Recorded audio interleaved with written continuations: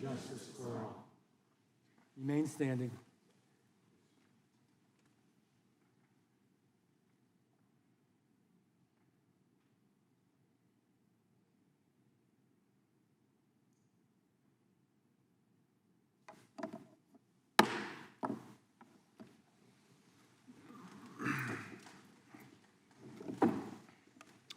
I will now recognize myself for an opening statement.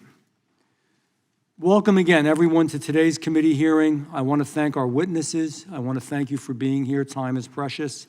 And welcome our fellow Americans who are joining us this afternoon. Today, we convene to confront a crisis that threatens the very fabric of the United States of America, an alarming and a dangerous escalation in violent anti-Semitic incidents occurring across our United States of America. In 2023, there were over 9,300 documented anti-Semitic incidents in the United States. 2023, the most ever recorded in our history.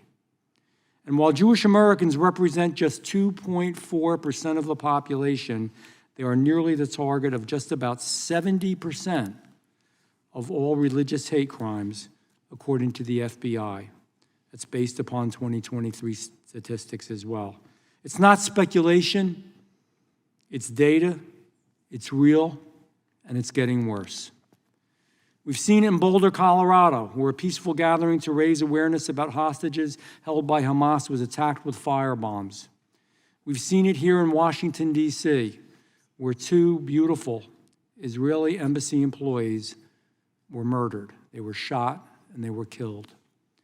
We've seen it in Pennsylvania, where an arsonist targeted the home of a sitting governor, Governor Shapiro, during a Passover celebration. They intended to kill him. We've seen it on our college campuses, where Jewish students report harassment, exclusion, fear of their personal safety, and are even afraid, and this bothered me so much, to wear anything that indicates they are Jewish. I will never forget, we had testimony from somebody that's sitting where you all are sitting. Beautiful young lady, articulate, smart. She was a college student from a big university. And she said it was a sad day when her mother came to her and said, "I think you should probably take off your Jewish star." She didn't. She was brave.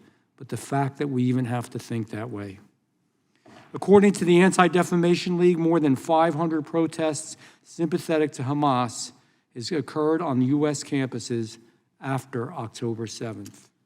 At many of these events, chants calling for intifada and from the river to the sea were not some fringe comments. They were a message to their fellow Jewish students. Anti-Semitism at its core is incompatible with American values. It is un-American. And when expressions cross the line into threats, intimidation, or glorification of violence, that is not protest. That is not the American tradition. It is something far more dangerous. We've seen this from foreign nationals abusing our visa system to enter this country when engaging in and promoting hateful, extremist activity. We've seen universities refuse to take firm action when anti-Semitic behavior occurs at their campuses. And we've seen public institutions respond with statements that fall too short of the clarity that this moment, this inflection point in our history demands. Let me be clear. Let me be crystal clear. Anti-Semitism is not just a threat to one group. It is a warning sign. It's a warning sign of a greater societal breakdown. The persecution of the Jewish people is not a new phenomenon. It is one of the oldest forms of hate known to civilization. It began over 3,000 years ago when the Israelites were enslaved in Egypt, their identity suppressed and their freedom denied until Moses led them to liberation. We saw it again during the siege of Jerusalem when Roman legions destroyed the Second Temple and violently uprooted Jewish life in its holiest city.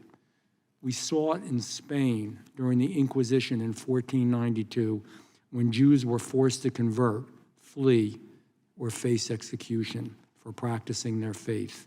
We saw it in the pogroms in Eastern Europe, particularly between the 1880s and the 1920s, where Jewish communities were massacred, homes burned, and families driven into exile by state-tolerated mobs.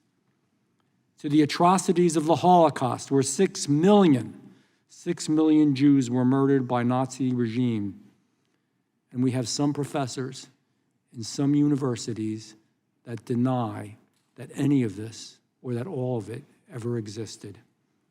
History has taught us time and again that when anti-Semitism festers, violence is not far behind. The United States was founded. We are a different country. We were founded in a different way, in large part as a refuge from that kind of religious persecution.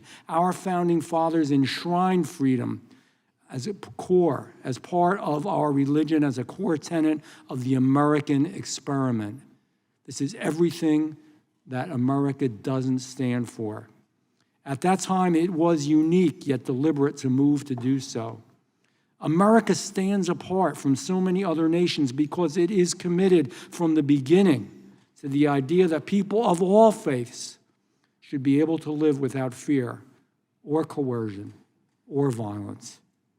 We have a responsibility, not just as elected officials, but as Americans, to address this with the seriousness that it deserves, with the same vigor we use to protect our other rights and freedoms like free speech.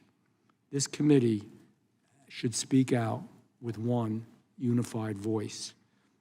That type of hatred has no place in our communities, and that Jewish Americans, like all Americans, have the right to live, learn, worship, and participate fully in society without fear, because hatred rarely stops with its first target. When we say stay silent while others are attacked, the hate doesn't disappear. It grows, it festers, it becomes bolder, and eventually it will turn to each and every one of us. If we wait until it's our turn to care, it will already be too late. You know, the American experiment is unique. It is why I truly believe that we are a gift from God, and that with all our faults as a country, we are still the best nation on the face of the earth. And part of that American experiment makes this so unacceptable. This is something we thought, it happens in other countries, it happens in Europe, it happens in Asia. America's different. We were founded in a different way. We are better than that. I don't mean that we're superior to anybody, but I mean that our ideology as a nation, we are better than that.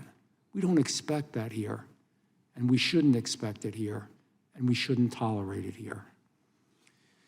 So it's time to move on, and I thank you again all for being here, and I see that you're not going next. I'm sorry, okay. So yes. I never know how you all are going, including my side, by the way, that's a bipartisan thing. I never know how everybody's going to go. I am going to recognize the ranking member of the entire